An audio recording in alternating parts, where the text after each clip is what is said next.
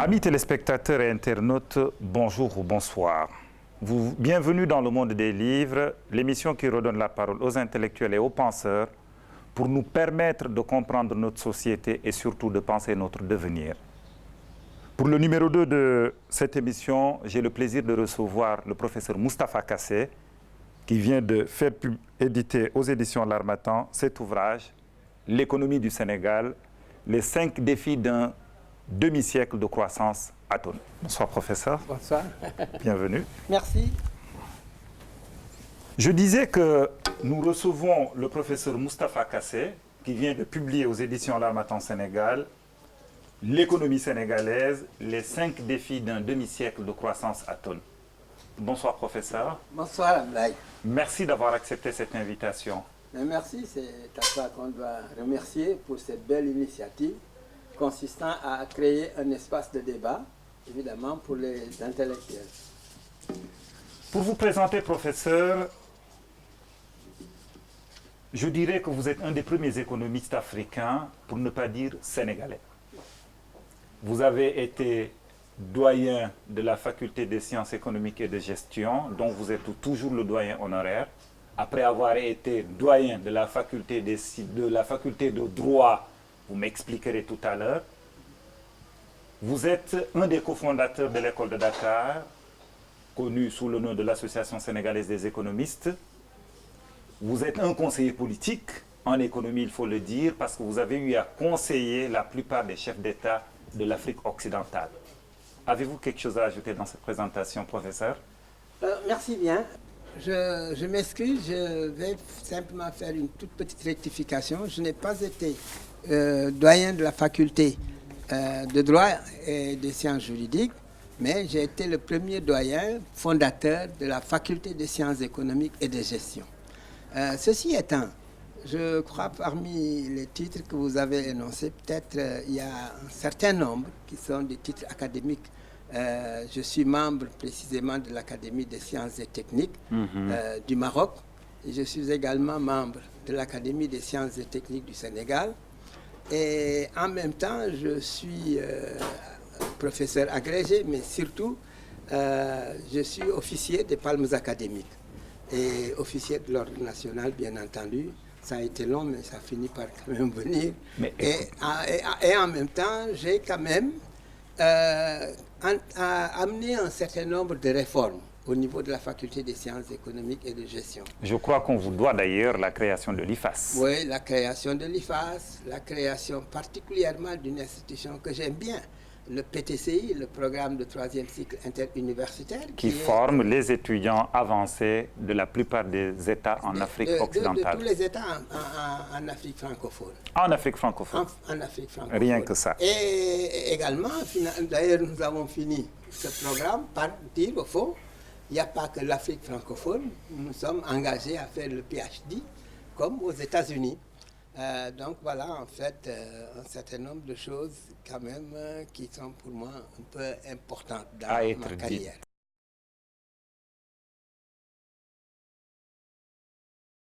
Et je complète cette présentation, professeur, par dire que vous êtes un universitaire fécond. Vous êtes auteur de plus d'une dizaine d'ouvrages sur l'économie, sur le développement, sur l'agriculture, sur l'industrialisation. L'objet de cette invitation, c'est ce livre que vous venez d'éditer pour faire une sorte de rétrospective de l'économie sénégalaise et pour nous dire quels sont les défis qui interpellent l'économie sénégalaise. Vous avez structuré votre livre en 5 chapitres, chacun des chapitres reprenant le défi. Le premier défi, professeur, vous dites que l'économie sénégalaise est confronté au défi de l'incapacité des politiques agricoles à booster la croissance économique face aux contraintes de l'organisation sociale. L'agriculture, qui est devenue une sorte de slogan depuis l'indépendance. Le président Senghor, le président Mamadou Dia, le président Abdou Diouf, le président Abdoulaye Wade et enfin le président Macky Sall, pour ne citer que son dernier programme, nous dit autosuffisance alimentaire en riz en 2017. Pourquoi le défi de l'agriculture? Oui, mais enfin, avant le défi de l'agriculture, cet ouvrage, quand même, a en fait un petit objectif. C'est que moi-même, je suis absolument insatisfait de l'absence de débat sur l'économie. Et si nous regardons aujourd'hui, le débat économique, il est extrêmement très pauvre, voire même inexistant. Je confirme. On a l'impression que nos médias, notre espace, si vous voulez, d'expression, n'est pas outillé pour effectivement amener le débat économique. Pourquoi le débat économique? Pas que le débat économique, professeur, je ne vous coupe pas, c'est le débat intellectuel qui est quasi inexistant. Tout à fait. D'où l'objectif de cette émission. Oui, je vais y arriver. Je vais y arriver. Parce que le débat économique, parce qu'il est très important, l'économie est effectivement la sphère la plus déterminante en dernière instance. Nous faisons quotidiennement des actes économiques. Tous les jours, effectivement, l'économie nous sollicite ou nous interpelle sur tel et tel problème. Alors, à partir de ce moment, le débat économique devait effectivement être quand même pris en charge. Parce que, au fond, les idées ne peuvent prospérer aujourd'hui que quand précisément elles sont prises en charge par les médias. Les médias sont les amplificateurs, en quelque sorte, des idées. Sinon, un chercheur, si vous voulez, engoncé dans son université, peut écrire les meilleures des choses si, en fait, c'est pas médiatisé. En réalité, il n'est pas connu. Alors, c'est ça qui explique que j'ai commencé par dire le Sénégal malade de ses élites et de ses médias. Nous reviendrons sur... parce que vous avez été très dur avec les élites dans le livre. Absolument très dur. Il faut commencer par là. Nous reviendrons dans le détail là-dessus. Et c'est ça, c'est mon introduction. Et vous le résumez très bien à la page 16 du livre en disant que le débat économique est la sève nourricière de toute démocratie. Tout à fait, tout à fait. Les démocraties se nourrissent de débats. Une démocratie sans débat est condamnée effectivement à des asthénies ou en tout cas finalement à des insuffisances qui finiront par l'emporter quelque part. Parce que le débat, c'est en quelque sorte des idées partagées. Il faudrait précisément que les citoyens, de quelque bord qu'ils soient, puissent en réalité partager en quelque sorte les idées qui les gouvernent. Nous invitons les intellectuels à venir débattre avec nous, aux responsables politiques. J'interpelle les autorités pour qu'ils nous envoient les membres du gouvernement pour discuter des grandes questions qui interpellent notre pays. Tout à fait. Revenons à l'agriculture, professeur. Pourquoi le défi de l'agriculture? Alors, le défi de l'agriculture, c'est que voilà un secteur, si nous interrogeons tous les gouvernements qui se sont succédés depuis l'indépendance jusqu'à maintenant, ils se sont tous proposés comme, si vous voulez, objectif majeur de faire de l'agriculture, si vous voulez, le secteur moteur de la croissance. Mais, au résultat, l'agriculture, qui regroupe plus de 60% de notre population, ne participe que faiblement, trop faiblement à la croissance économique. Cela veut dire quoi? Cela veut dire en fait que l'agriculture n'est pas effectivement ce moteur de la croissance dont on parle tant. Et si nous allons vers le fond, nous nous rendons compte que l'agriculture a tous les atouts pour précisément réaliser ce qu'on a appelé dans les pays asiatiques émergents la révolution verte. Mais pourquoi ça ne marche pas? Mais ça ne marche pas à cause des politiques économiques. Expliquez-nous.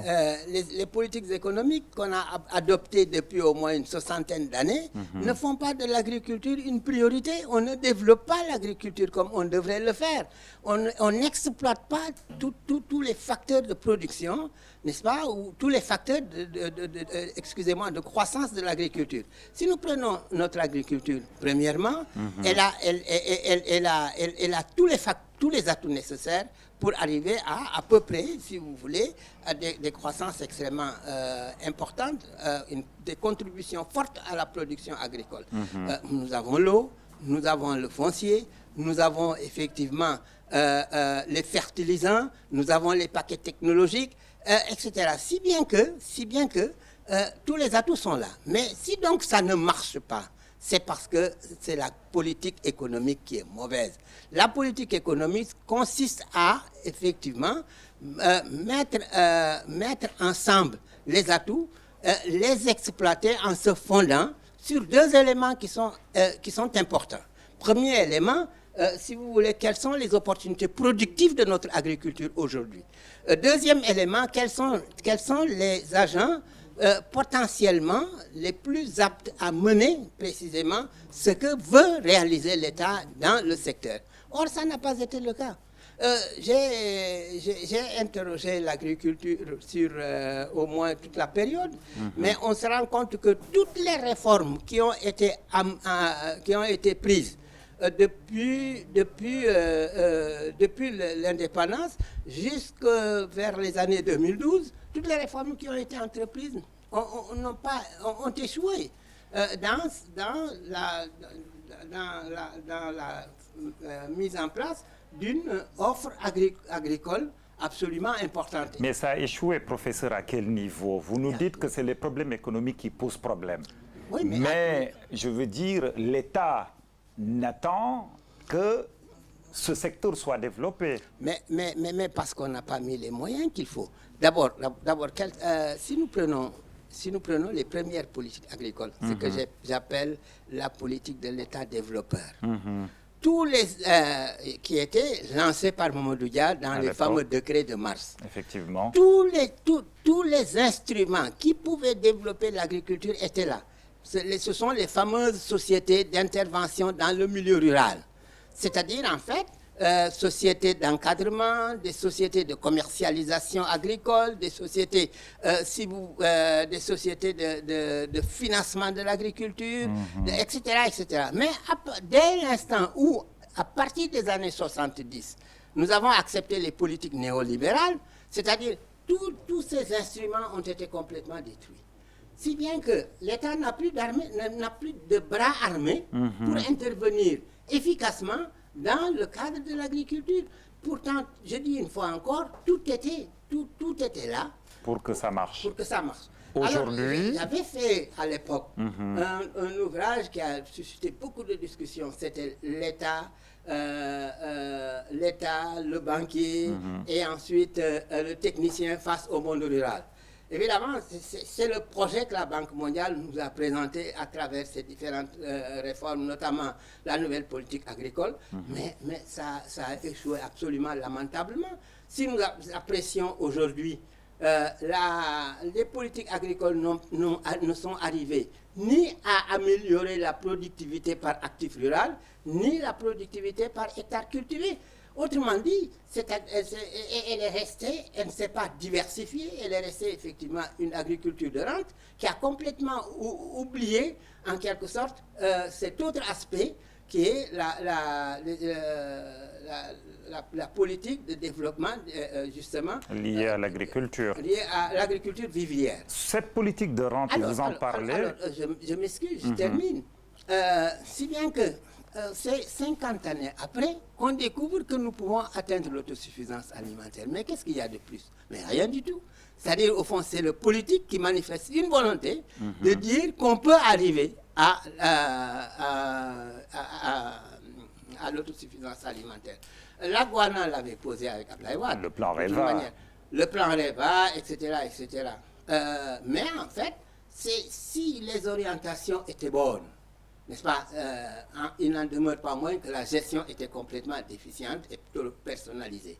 Imaginez que la Guana, un programme qui devait coûter quelque chose comme 300 à 400 milliards, n'a pas été étudié techniquement et à fond pour voir exactement quelles sont les priorités sur lesquelles on doit insister en vue de booster véritablement la. Mais la faute à qui? La faute aux politiques de l'État ou la faute quand même aux conseillers économiques dont vous avez fait partie, professeur? Le conseiller ne peut pas avoir de responsabilité. La responsabilité, c'est les politiques de l'État. La responsabilité, c'est d'abord les présidents de la République qui définissent les orientations. On est tout content de dire aujourd'hui, le président a défini, le président a une vision. Donc si ça échoue, c'est celui qui a la vision, c'est celui qui maîtrise effectivement la stratégie. C'est celui-là qui est responsable, ce n'est pas le technicien. Effectivement. Le technicien, il est au service précisément du politique. Si le politique est défaillant et carent, ça ne marchera jamais. N'est-ce pas? C'est pourquoi je pense que la politique est extrêmement importante, la volonté politique est très importante dans la réalisation, en quelque sorte, si vous voulez, dans la réalisation des politiques économiques. Mais professeur, sans vous couper, qu'est-ce qu'il faut aujourd'hui pour faire en sorte que nous quittions ce désert dont vous parlez dans votre livre, sur le plan agricole surtout? Mais je crois qu'il faudrait effectivement réorienter les politiques agricoles autrement. En commençant par dire l'agriculture doit nous nourrir. Ça, c'est très important. Vous nous invitez, vous invitez l'État du Sénégal à rompre avec la pratique de l'agriculture arachidière. Bien sûr. Ah non, bien au contraire. Mais attendez quand même, l'agriculture arachidière, professeur, est une agriculture de rente que nous avons héritée de la colonisation. Et nous semblons répéter chaque année la même chose. Mais faites attention. La culture de rente, particulièrement l'arachide, c'est une autre logique. L'arachide fournit effectivement presque les 70% des revenus dans le monde rural. L'arachide est la filière la plus intégrée, n'est-ce pas, depuis la production agricole à la base jusqu'à la transformation en milliards de savons. Fait une priorité. Mais elle a été mal gérée. Le problème n'est pas de dire effectivement, bon, on va rompre avec l'agriculture parce que, au fond, la plupart du temps, les bailleurs de fonds nous ont obligés à effectivement démanteler, si vous voulez, la filière arachidière. Mais la filière arachidière est l'une des filières les plus intégrées au Sénégal. Vous ne pouvez pas trouver une filière qui, d'abord, en amont, produit, en aval, exploite sous des formes diverses, savons, etc. Deuxièmement, le Sénégal est un grand consommateur d'huile. Mais sauf qu'il faut dire quand même que l'huile consommée par la plupart des ménages sénégalais n'est pas du tout cette huile issue de l'arachide. Mais bien sûr, mais parce que... Mais non, maintenant, quand on a démantelé effectivement le secteur de l'huilerie, bien entendu, nous nous sommes trouvés comme importateurs nets d'huile. C'est ça qui est ridicule. Un pays qui produit de l'arachide, qui n'arrive pas à faire de l'huile, et des pays qui ne produisent pas de l'arachide, qui nous envoient de l'huile. C'est ça le paradoxe. Mais comment faire pour inverser cette situation? Mais comment faire? Il faut réhabiliter. Je propose les moyens de réhabilitation de la filière arachidière. Ce n'est pas seulement la seule filière qui a été détruite. La filière, par exemple, textile, c'est extraordinaire. Nous parlerons du secteur de textile en parlant de l'industrie. Restons-en à l'agriculture pour le moment. Alors, je dis une fois encore, tant qu'on n'aura pas des politiques qui posent des objectifs très clairs. Premièrement, objectif d'autosuffisance alimentaire, objectif d'exploiter les potentialités agricoles que nous avons, objectif également de recenser les activités les plus potentiellement possibles et de les appuyer, objectif de financement de l'agriculture. C'est là aussi un autre grand problème. Le crédit agricole a lamentablement échoué. Tout le monde le sait depuis très longtemps. Parce qu'en fait, n'a pas rempli les fonctions qui étaient de financer l'agriculture. Comment voulez-vous arriver à une activité productive importante sans effectivement des conditions de financement appropriées? Alors, mais pourtant, c'est une banque qui a été mise en place par l'État pour accompagner cette agriculture. Entendu, mais l'État, une fois encore, si l'État ne contrôle absolument pas ce qu'il fait, l'État fait faire. Mais si l'État fait faire, l'État doit justement en fait contrôler ce qu'il fait faire. Alors, si l'État laisse faire et laisse mal faire, il est responsable, entièrement responsable. Et nous avons une multitude de sociétés qui ont été effectivement démantelées par suite simplement d'une mauvaise gestion que l'on peut impartir à des personnes particulières. Mais quand même, où est la tutelle de l'État? L'État a une obligation de regarder ses agents, de les contrôler à tout moment. On a démantelé beaucoup de sociétés. Beaucoup de sociétés dans l'agriculture, presque toutes les sociétés d'encadrement. La Sodeva, qui intervenait dans le milieu rural. On a démantelé d'autres sociétés comme par exemple l'ONCAD, on a démantelé. Mais je peux citer. Mais qu'est-ce qui sous-tend en fait ce démantèlement? Et si vous voulez, à la limite... Mais une mauvaise... Vous pouvez avoir une bonne vision. Vous pouvez avoir de bons objectifs. Mais si vous n'avez pas de bons agents pour les mettre en œuvre, c'est l'échec. Mais quelle est la conséquence de cette situation si l'agriculture ne prend pas en charge cette politique de pouvoir nourrir la politique sénégalaise, la population sénégalaise plutôt? Mais oui. Les projections sont extrêmement... C'est-à-dire font peur dans la mesure où si l'on sait que d'ici quelques années, la population au niveau des villes va se multiplier, si l'agriculture n'arrive pas du tout à nourrir ses citadins, quelle peur devrait-on avoir? Mais justement, c'est la catastrophe. C'est en fait ce qu'on vit actuellement. On a un déficit chronique de la balance commerciale. Le déficit chronique de la balance commerciale est dû effectivement à l'importation des produits alimentaires et à l'importation certainement de certains biens, à l'importation énergétique, au moins énergétique, ça se comprend parce que nous ne sommes pas encore producteurs, etc. Or, l'un des problèmes majeurs de l'économie sénégalaise, c'est le déficit chronique de la balance, de la balance commerciale. J'ai cité Mamadou Dia. Mamadou Dia disait, dans les années 60, voire même en 62, il avait dit, mais il faut que nous fassions en sorte de nous nourrir d'abord avant de penser exporter ensuite. Ce qui est logique. Ce qui est logique.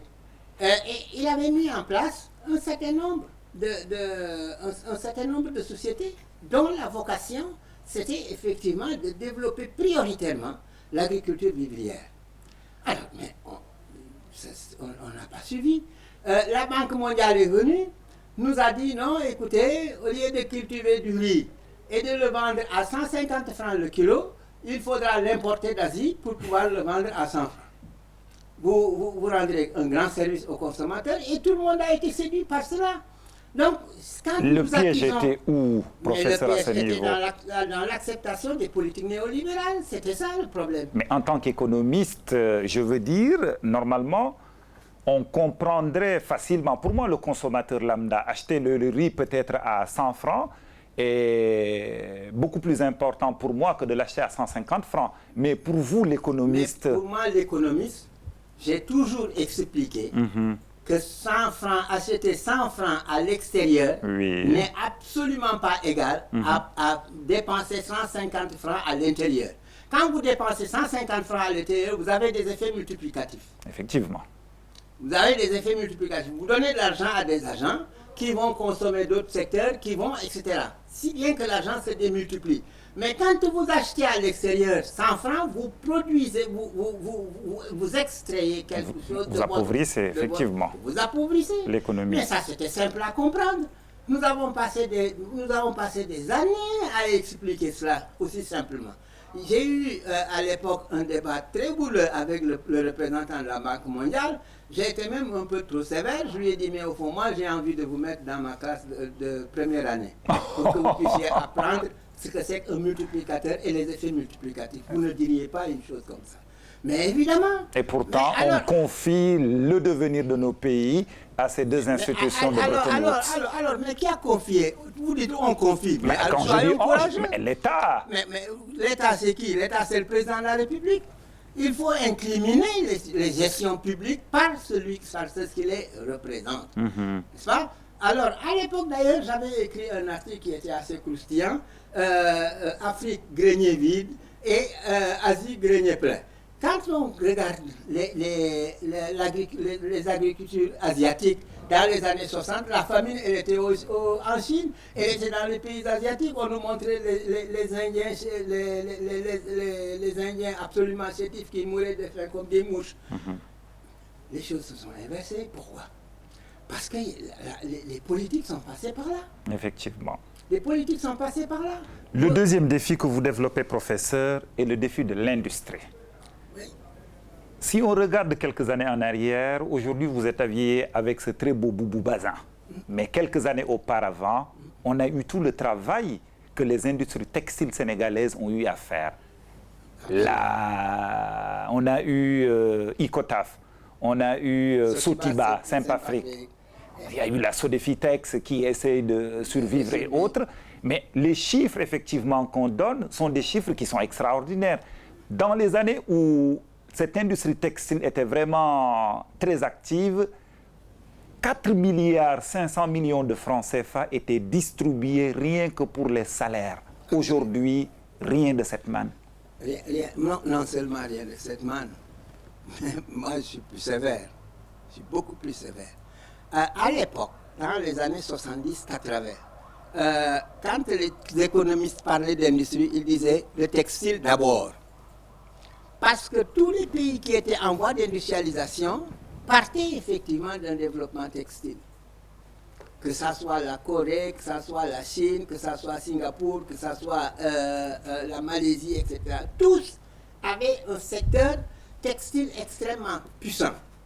Et il y a eu une remontée des filières. Maintenant, ils ont laissé le textile pour d'autres activités plus performantes. Maintenant, ils sont devenus des sociétés technologiques de très haut niveau. Et d'automobiles. Donc, nous avions tous les atouts, une fois encore. Tous les atouts pour développer le textile. On avait effectivement le coton.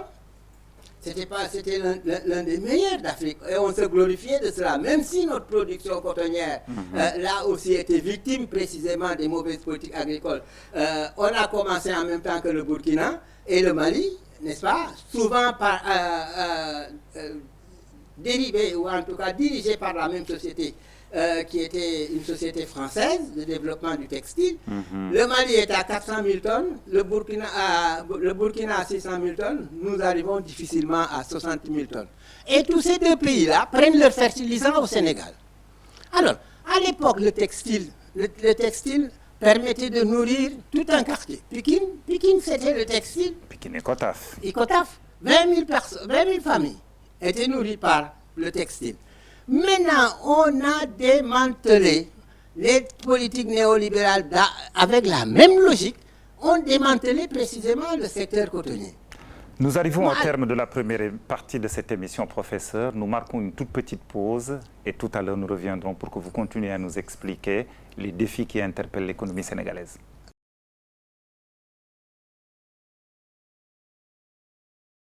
Nous voilà au retour sur le plateau du Monde des livres qui reçoit le professeur Moustapha Kassé qui vient de publier aux éditions L'Harmattan ce livre, l'économie sénégalaise, l'économie du Sénégal plutôt, les 5 défis d'un demi-siècle de croissance atone.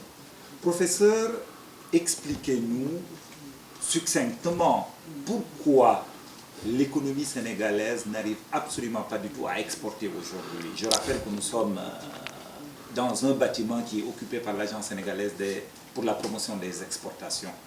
Et dans ce même cadre, dans cette exportation, pour parler d'exportation, il faut parler de compétitivité. Bien sûr. Il faut parler aussi d'un secteur privé dynamique. Oui. Qu'est-ce qui nous arrive? Mais ce qui nous arrive, c'est que d'abord, la compétitivité du Sénégal est entachée par un certain nombre de facteurs. Par exemple, si nous interrogeons la productivité globale des facteurs, c'est-à-dire les coûts des facteurs, en fait, ils sont très élevés. Vous avez des salaires, vous avez effectivement les coûts du travail élevés et effectivement des travailleurs inefficaces. La plupart, le Sénégal ne travaille pas assez ou ne travaille pas bien. Vous avez en plus des taux d'intérêt qui sont excessifs. Certains disent même que ce sont en quelque sorte des intérêts dissuasifs. Prohibitifs. Et sans vous couper, je renvoie quand même au travail de vos anciens étudiants, Dr Cheikh Ahmadou Bamba Diagne, Oui. qui vient de publier un excellent livre où il nous explique pourquoi les banques commerciales ne financent pas du tout l'économie. Je vous laisse terminer. Exactement. Alors, donc, ensuite, les infrastructures, ce que j'appelle les transverses, sont complètement déficientes.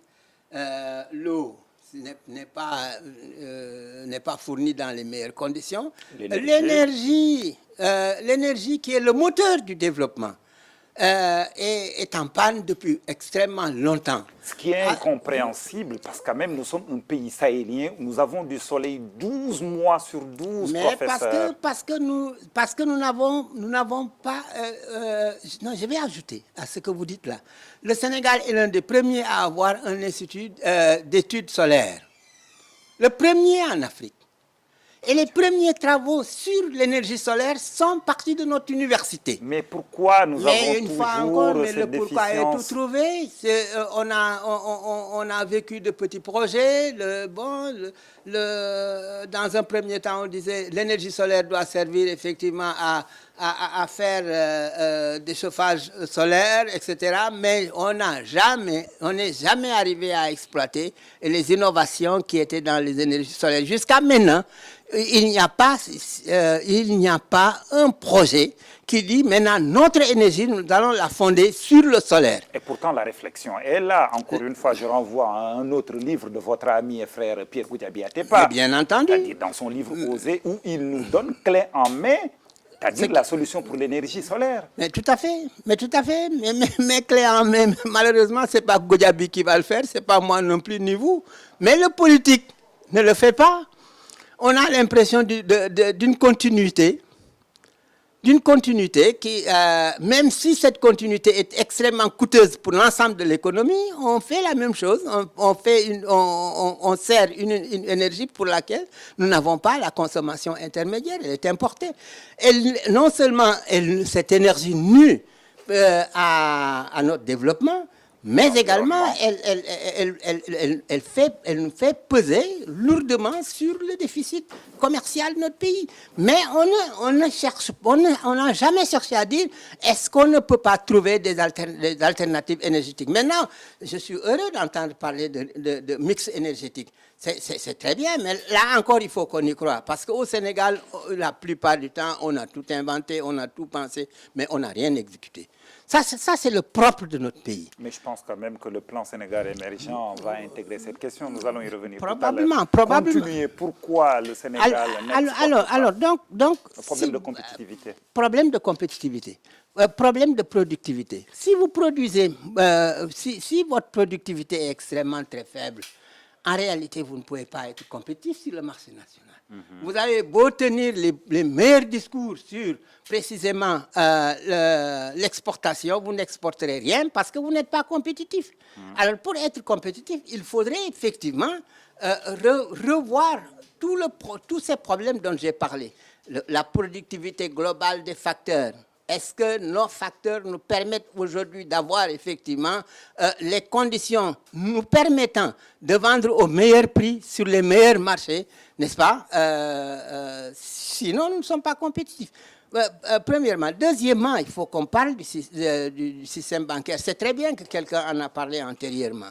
Mais ce système bancaire, Modibo Keïta l'avait rejeté par une formule lapidaire à l'époque. Tout le monde l'avait effectivement stigmatisé plus ou moins. Il avait dit le système bancaire qu'on nous propose là ne finance que les activités exportatrices des sociétés françaises. Ce qui est le cas, il faut le reconnaître. Alors, et il disait, bon, moi je sors de la zone franc, pour cette raison-là, j'ai essayé de créer une monnaie, évidemment, qui nous permettra de financer véritablement notre développement. La question fondamentale du pays aujourd'hui, c'est le financement du développement. L'argent existe, mais en fait, les instruments... Il est où cet argent? Mais il est dans les banques. Toutes les banques sont sur liquide. Je confirme. Toutes les banques sont sur liquide. Mais pourquoi les banques ne veulent pas injecter cet argent dans l'économie? Mais parce qu'elles ne veulent pas prendre de risques. Ou bien, en fait, donnent dans la spéculation. Elles sont plutôt des banques de spéculation qu'autre chose. Mais exactement ça. Elles préfèrent acheter des titres à garder et puis à revendre. Exactement. Mais qui doit faire ça? C'est pas toi, c'est pas moi. C'est une fois encore l'État. L'État est interpellé. Alors, nous allons revenir, professeur, un peu pour avancer sur un concept qui est revenu souvent. Évidemment, peut-être un problème qu'on ne discute pas assez. c'est que une économie faible peut-elle se permettre d'avoir une monnaie forte? La question est posée. La question est posée, moi j'ai la réponse. Dites-nous, Là, professeur. non, c'est peut-être trop long, mais en fait, c'est une des réflexions fondamentales. Cela nous pose effectivement notre attitude vis-à-vis de la zone franc. Je vous signale l'importance de la question parce qu'en préparant cette émission quand même, je me suis amusé à rechercher le mot monnaie dans les discours de politique générale de tous les premiers ministres qui se sont succédés depuis la première alternance en 2000. Le mot n'existe dans aucun des DPQ. Qu'est-ce qui se passe? Mais ce qui se passe, c'est que tout le Aucun monde des pense DPG que plutôt. mais tout le monde pense que le financement de l'économie nous viendra de l'extérieur. Et pourtant, le modèle malaisien a montré le contraire. Mais oui. La Malaisie, qu'est-ce qui s'est passé? Un beau jour, avec le programme de développement de la Malaisie, le Premier ministre malais a décidé de remercier la Banque mondiale et le Fonds monétaire international. Oui. Allez-vous-en de mon pays et laissez-nous travailler. Exact. Mais quelques années après, le résultat est là. Aujourd'hui, la Malaisie est un pays émergent. Absolument. Mais qu'est-ce qui nous empêche, nous autres pays sous tutelle de ces institutions de Bretton Woods, les réflexions existent. Les réflexions existent. Les réflexions existent. Les gouvernements sont parfaitement bien informés. Mais qu'est-ce qui les empêche Mais ça, d'appliquer? je ne sais pas. Il y a peut-être quelque chose que j'évoque dans cet ouvrage-là. Nous manquons de patriotisme économique. À la page 20 de votre livre, professeur, vous dites que 70% du produit intérieur brut sénégalais est contrôlé par des non-nationaux. Ainsi, 70 000 personnes se retrouvent à contrôler 58% du PIB du Sénégal. Est-ce à dire que nous sommes une économie néocoloniale? Quoi qu'il en soit, professeur, vous avez lâché tout à l'heure le mot. Ne devrions pas être un tout petit peu patriotes sur le plan économique? Absolument. Absolument. Tous les pays qui ont réussi l'émergence, qui sont devenus aujourd'hui des pays, des puissances, de nouvelles puissances technologiques, mais également de nouvelles puissances industrielles et financières, sont passés par le patriotisme économique. Les Chinois disent, nous avons été colonisés, méprisés pendant des siècles. Maintenant, nous ne voulons plus être dans cet état de choses. C'est en 1979, le fameux discours de Deng Xiaoping. Nous voulons effectivement compter pour l'économie du monde. Depuis lors, regardez les transformations qui se passent. Mais vous interrogerez tous ces pays-là. Mahathir, dont vous avez parlé tout à l'heure à propos de la Malaisie.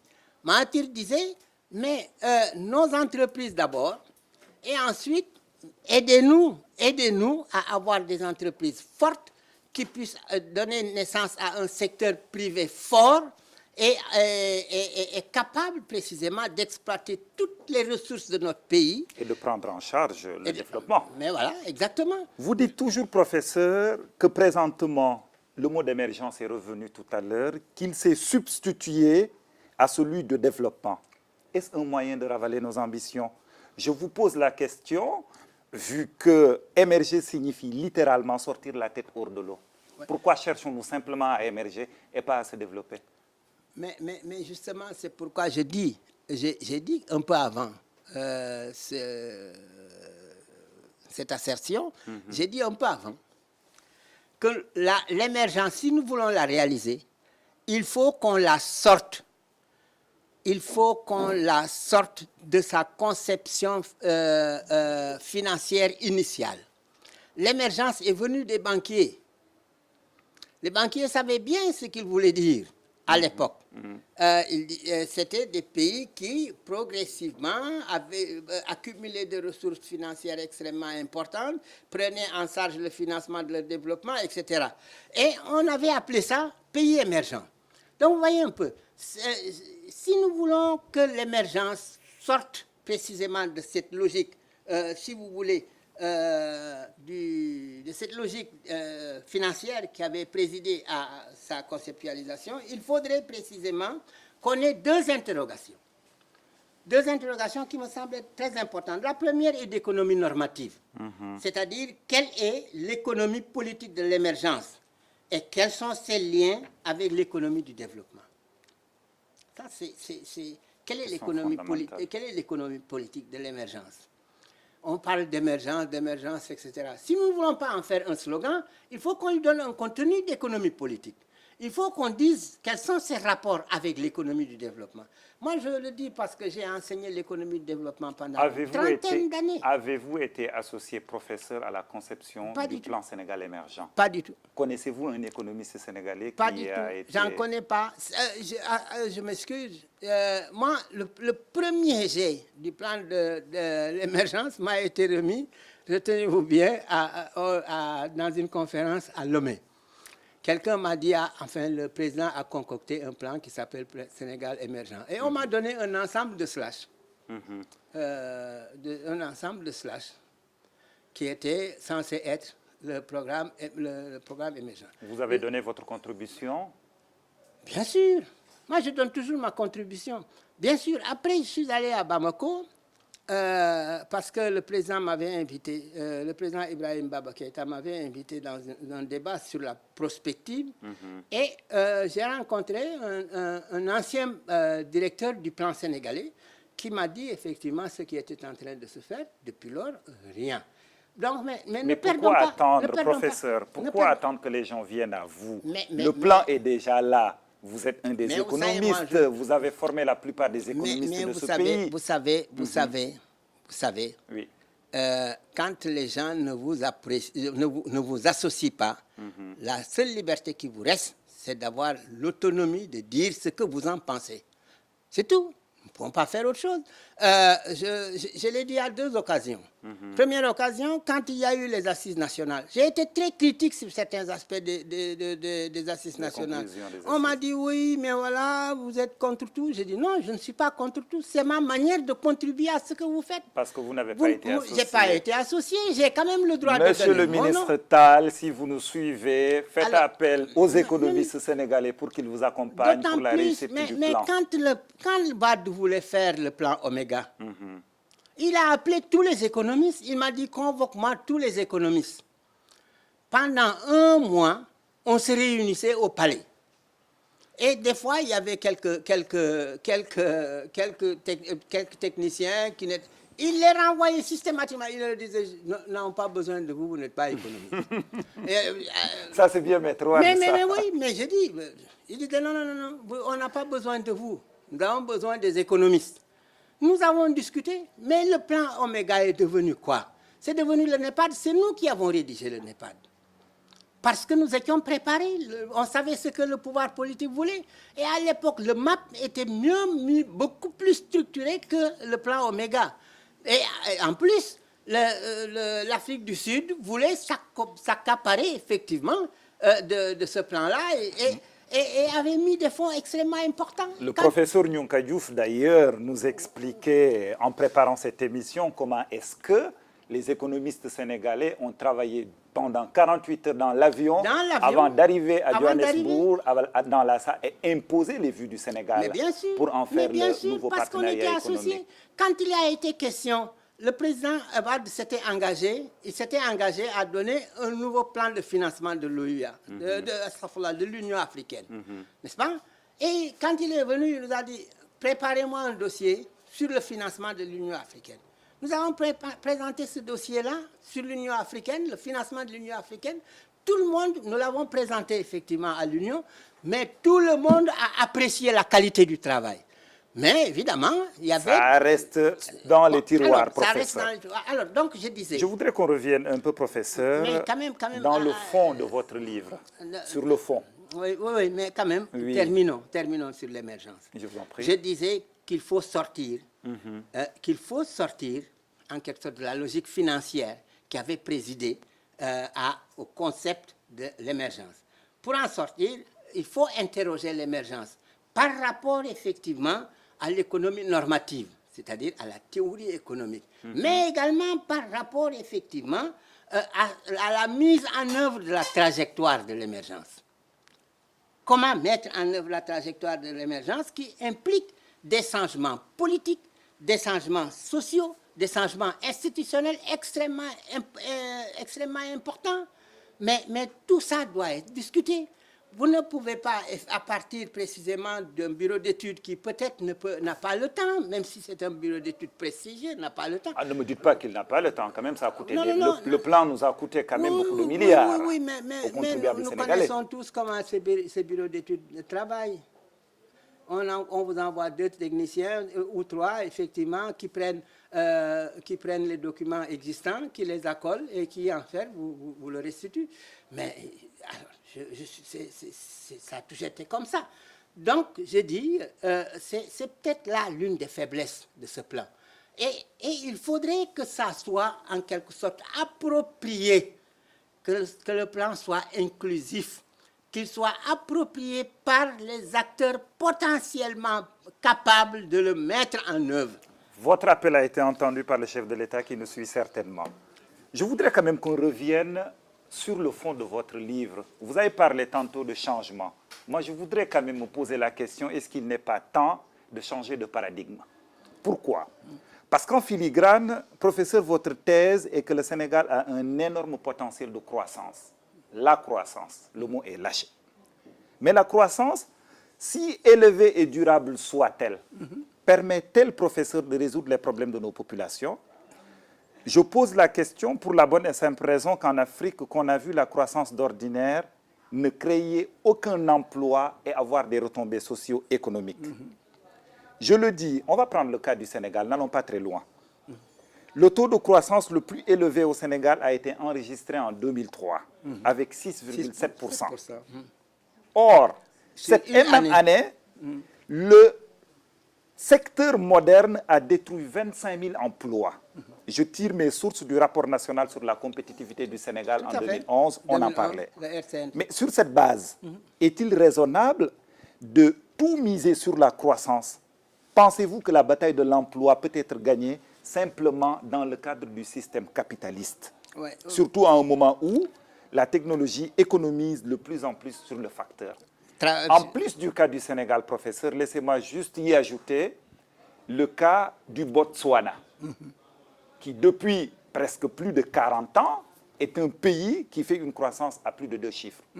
Mais aujourd'hui, sur le plan de l'indice de développement humain, le Botswana quand même est l'un des pays les plus pauvres au monde. Et pourtant, sur le plan du PNB, c'est-à-dire sur le plan du classement du revenu national brut, il est le 39e mondial. Autrement dit, est-ce que la croissance est la solution? La croissance est un moyen. Regardez ce que j'en dis. La croissance, tout le monde court après. Les chefs de gouvernement pour flatter leur bilan, les chefs d'entreprise pour justifier leur salaire élevé et leur stock option, et les économistes pour montrer qu'ils savent quelque chose en arrivant à l'expliquer. Mais au résultat, c'est que la religion du taux de croissance ne suffit pas. Mais est-ce qu'elle est nécessaire, professeur? Elle est nécessaire, elle est même indispensable, c'est un passage obligé. Mais attendez, pendant 60 ans, professeur, on a appliqué ce paradigme. Et pourtant, le résultat est là. On en est encore à nous chercher. Oui, mais parce que la croissance, je vais la définir simplement. C'est l'accroissement d'une grandeur de dimension nationale pendant une période. La grandeur de dimension nationale est censée concentrer à peu près toutes les activités économiques, que ce soit l'agriculture, l'industrie, les services, etc. Alors, ça donne à peu près un indicateur qu'on appelle le PIB. Le PIB, si le PIB augmente, cela veut dire que l'offre de production augmente. Nous ne pouvons rien faire si on n'augmente pas l'offre de production. Mais est-ce que cette offre de production a des retombées socio-économiques? Attendez, l'offre de production, c'est ça qui... l'accroissement de l'offre de production, c'est ce concept-là qu'on appelle la croissance. Donc, il faudrait arriver à accroître l'offre de production de manière permanente et de la manière la plus élevée possible. Quand j'ai fini d'apprécier la croissance, j'ai dit qu'elle doit être au taux le plus élevé possible. La croissance doit être harmonieuse, elle doit être équilibrée. Oui, mais alors, mais toute Définissez les croissance, concepts. attendez, mais toute croissance est porteuse d'inégalités sociales très importantes. Oui, même la croissance atone dont je parle, ça produit déjà la pauvreté, le chômage, ça produit également les diverses précarités. Mais pourquoi ne pas inventer un autre paradigme qui peut nous aider à passer outre mais de oui, ça? peut-être. Mais Non, je pose la question parce que moi, je suis traumatisé par cette histoire de croissance. Je vais vous donner un autre exemple, professeur. Vous aviez parlé tantôt un taux élevé de croissance de manière continue. En 2012 et 2013, la Sierra Leone, qui vient de sortir de la guerre civile, a enchaîné des taux de croissance les plus élevés au monde. Pour 2012, son taux était établi à 15,2% et à 20% en 2013. Mais tout cela simplement à cause de l'exploitation du minerai de fer. Voilà. Mais ma question, elle est là, professeur. Pourquoi, avec ce taux de croissance extrêmement élevé, au moment où Ebola arrivait en Guinée-Bissau, l'ensemble du pays, pour 6 millions d'habitants, le pays ne comptait que 5 ambulances? Oui, tout à fait. Et mes sources sont fiables. Oui, mais tout à fait. Mais moi, je vous confirme. C'est-à-dire qu'au fond, quand vous bâtissez une croissance sur un pôle déterminé, quand le pôle s'épuise, vous allez vous retourner au Moyen-Âge. C'est aussi simple que ça. Ça, les économistes ne sont pas... Vous retournez au Moyen-Âge. Vous pouvez avoir des taux élevés. Mais si effectivement, ce n'est pas articulé à la production nationale, en réalité, ce qu'il y a, c'est en fait l'accroissement d'un pôle. Hein? C'est ce que d'ailleurs on appelait les effets d'entraînement de certains pôles majeurs dans une économie de petite dimension, premièrement. Deuxièmement, faites attention à la croissance. Parce que quand on vous dit entre 2013 et 2014, vous pouvez avoir des croissances de 15%, mais ils ne sont pas réguliers. C'est pourquoi j'ai dit dans ce livre, au départ, nous devons avoir une vision ou une analyse de long terme. N'est-ce pas? Et troisièmement, la croissance est toujours porteuse. Elle est toujours porteuse, précisément, si vous voulez, d'inégalité. C'est-à-dire, l'accroissement de la production n'est pas lié à la répartition du gâteau. À la répartition du gâteau. Pourquoi nos agricultures ont les revenus les plus faibles? Parce qu'en fait, leur participation à la croissance est aussi faible. Et la plupart du temps, ceux qui apportent le plus sont les grands bénéficiaires. Alors, si bien que maintenant, toute politique de croissance, n'est-ce pas, saine, doit s'accompagner d'une politique sociale.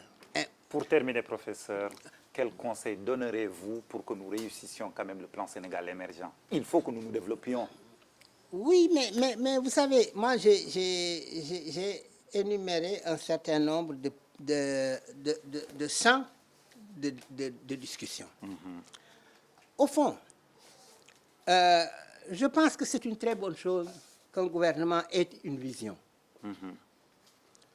C'est Mandela qui disait une politique économique sans vision est vouée à l'échec. Mais il disait également une vision sans suivi, qui n'est pas suivie d'une action concrète et d'action concrète, c'est cela qui effectivement peut faire progresser. Alors donc c'est bon qu'on ait une vision. Mais alors, un conglomérat de projets ne peuvent pas constituer, une fois encore, si vous voulez, une politique économique. En tout cas, nous invitons à continuer le débat, parce que malheureusement, professeur, nous arrivons au terme de cette émission. Nous avons eu beaucoup de plaisir à vous recevoir pour nous parler de votre dernier livre, L'économie du Sénégal, les 5 défis d'un demi-siècle de croissance atone. Amis téléspectateurs et internautes, merci de nous avoir suivis. Nous vous donnons rendez-vous la semaine prochaine pour une autre émission.